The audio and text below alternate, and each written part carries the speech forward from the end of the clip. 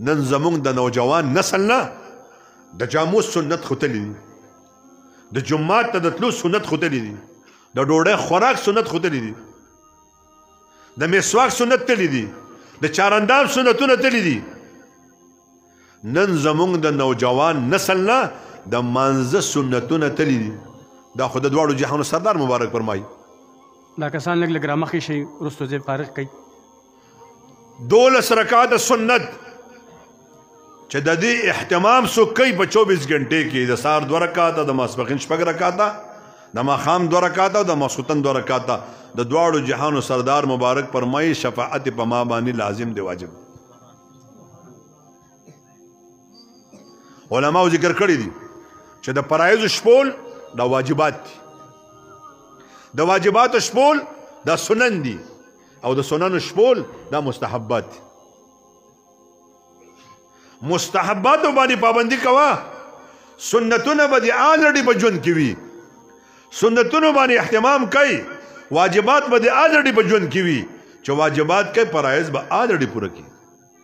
12 رکعاته سنت چې د دې اهتمام څوک کوي په 24 غنټې کې، د سهار 2 رکعاته، د ماسپښین 6 رکعاته، د ماښام 2 رکعاته او د ماسخوتن 2 رکعاته.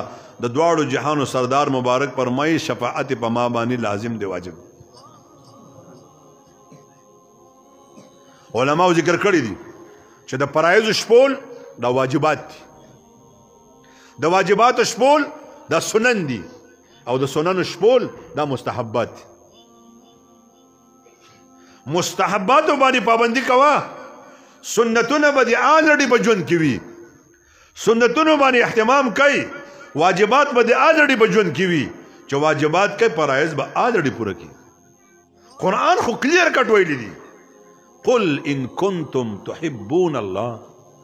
زما محبوب دي خلکو ته اعلان وکړي، په تاسو کې کوم سړی غواړي چې زه دې الله سره محبت وکړم؟ تاسو کې څوک غواړي الله سره محبت؟ ټول غواړو. راځئ جلبای والو، یوه لارې ده، بس اعلان وکړه دې خلکو ته زما سره محبت څوک غواړي، زما جنت ته څوک راتله غواړي، زما دیدار څوک غواړي.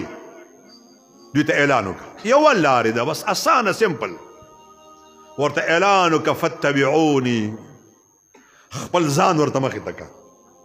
محبوب ته فرمایي ځان ورته مخې ته کړه، فتبعوني، زما تابعداري وکړئ.